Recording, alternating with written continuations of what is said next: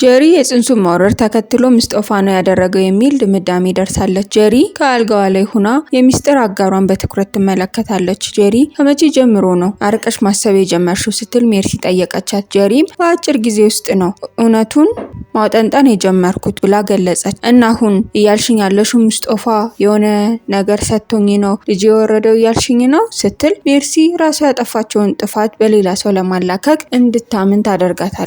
ጄሪ በቁጭትና በማያወላዳ ድምጽ አዎ በጣም እርግጠኛ ነኝ ስትል መለሰች። ሜርሲ ነገሩ አደገኛ መሆኑንና መጠንቀቅ እንዳለባት ነገረቻት። በተለይም አምነን ከሰማ አንቺንም ሙስጦፋንም ነው ከዚህ ቤት የሚያስወጣችሁ ስትል አምነን እንዳይሰማ አስጠነቀቀቻት። ስለዚህ ነገሩን ሳታስነቃ በዝምታ ሙስጦፋን መበቀል እንዳለባት ተማከሩ። ጄሪ ግን በቁጭት አጉረመረመች። ወይኔ ሙስጦፋ ቀደምከኝ፣ ይህንን ሁሉ አውቆ ከቤተሰቡ ጠፍቶ እንደነበረ አሁን ፍንጭ አገኘው ስትል ተብሰለሰለች። በዚህ መሃል ስለ አምነን ስብዕና ማውራት ጀመሩ። ቤሊንና ሙስጦፋ እያወሩ በመሃል ቤሊን አምነን ጠንቅቃ እንደምታውቀው ገለጸች። አምነን እኮ መወሰን የማይችል አይነት ሰው ነው። የማይፈልገውን ነገር አልፈልግም ከማለት ይልቅ ያ ሰው ጥሎት እስኪሄድ ድረስ በዝምታ ይጠብቃል። በመቀጠል ሙስጦፋ አምነን ስለ ጄሪ ምን ያስባል ብሎ ሲጠይቃት ቤሊን ስለ ሰው ህይወት ማውራት እንደማትፈልግ ገልጻ ውይይቱን ለመቀየር ሞከረች። ሙስጦፋ ጥርጣሬው ግን ግልጽ ነበረ።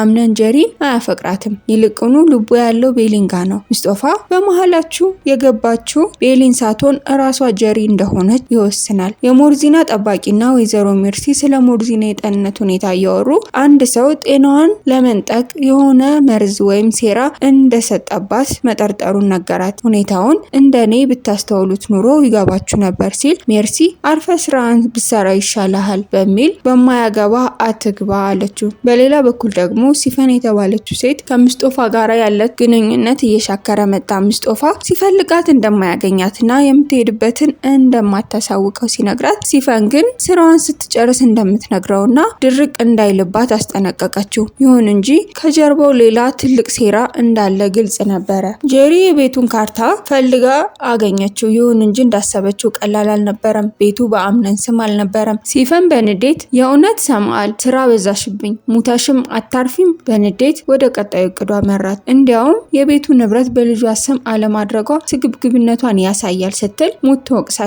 ያለውን ነገር በሙሉ እነጣዋለሁ፣ አጠፋቸዋለሁ ስትል ትዝታለች። በቤት ውስጥ ሳሉ ወይዘሮ ሜርሲ በጭንቀትና በትኩረት ቤቱን ወዲያና ወዲህ እያሉ ሲዟዟሩ እና ዛራ ስራዋን እየሰራች በትዝብት ትመለከታቸዋለች። ወይዘሮ ሜርሲ አቤት፣ ዛሬ ደግሞ ቤቱን በደንብ እየዞርሽ ነው አይደለ ስትላት ሜርሲ ፊቷን ክስክስ አድርጋ በኩራት ለማየት እየሞከረች አዎ ምን ነው ደረጃሽን ወቂ ስትል እና ዛራ ያለ ስራ ከምትወጪና ከምትወርጂ ለምን ጥሩ ነገር ጥሩምባ በአንገትሽ ላይ አስረንልሽ ቆሻሻ አውጡ እያልሽ አትዞሪም ስትላት ሜርሲ በንቃት አረ እንደዚህ አድርጊማ አትበይኝ ስትላት ስራ ከመፍታት ይሻላል ብዬ ነው። ለነገሩ ስራ አትፈችም፣ ሙሉ ቀን ታወሪያለሽ፣ ግን ያንቺ አፍ መቼ ነው ባትሪ አልቋል የሚለው ብላ ተተርባታለች። ሜርሲ በቁጣና በትዕቢት አረ ዛሬ ደግሞ ቀልድ ጀመርሽ፣ ሽበትና ቀልድ እኮ አብሮ አይሄድም፣ ባይሆን ጸሎት ላይ በርታ በይ፣ በኋላ የሚሆነው አይታወቅም ስትላት እና ዛራ እኔስ ኑሬ ነው የምሞተው፣ አንቺ ግን እኔ ከደረስኩበት አትደርሽም በማለት ትናገራታለች።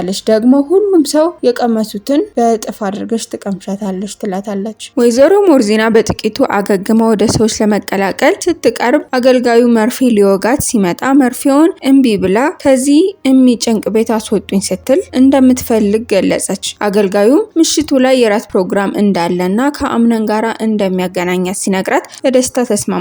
ምሽት ላይ መላ ቤተሰቡ በጠረጴዛ ዙሪያ ተሰብስቦ ድባቡ በሳቅና በፈገግታ የተሞላ ቢመስልም ከውስጡ ግን የስለት ጥላቻ ያጠላበት ነበረ።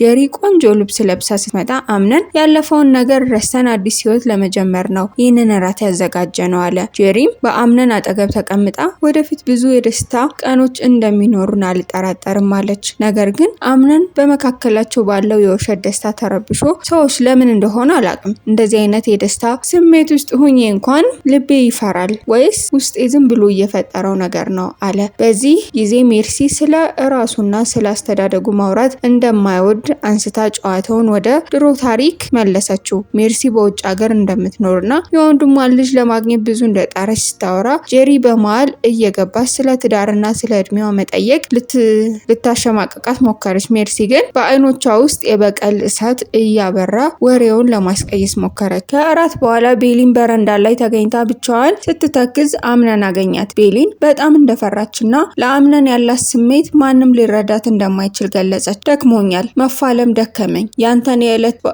ከዕለት የሚቀያየር ባህሪ መቻል አልቻልኩም። አንዴ ትቀርበኛለህ፣ አንዴ ትርቀኛለህ ትለዋለች። አምነንም ሰዎችን መረዳት ቢፈልግም ራሱን ማንበብ እንዳቃተው አመነ።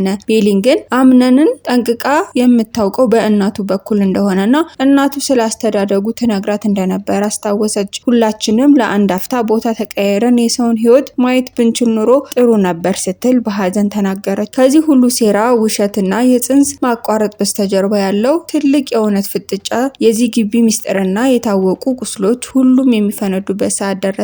በቤቱ ግድግዳ ላይ የሚያስተጋቡ የመጨረሻ አስፈሪ መርህ እንዲህ የሚል ነበረ: የእናቱን ደም የማይመልስ ልጅ አይወለድ። ይህ ቃል እንደሚያመለክተው የተፈጸሙ ግፎችና ክደቶች ሁሉ በደም የሚታጠቡበት፣ የእያንዳንዱ ሰው የዘራውን የሚያጭድበት አደገኛ የምዕራፍ በቀል ነው ስትል ዛተች። ተመልካቾቻችን የዛሬው የታሪካችን ጉዞ እዚህ ላይ ያበቃል። በሚቀጥለው ክፍል እስከምንገናኝ ድረስ ታሪኩን ከወደዳችሁት ላይክ በማድረግ እና ለወዳጆቻችሁ በማጋራት እንዲሁም ሀሳብና አስተያየታችሁን በኮሜንት አጋሩን። ለቻናላችን አዲስ ከሆናችሁ ሰብስክራይብ በማድረግ ቤተሰብ ይሁኑ። በቀጣይ ክፍል እስከምንገናኝ ድረስ ደህና ሰንብቱ።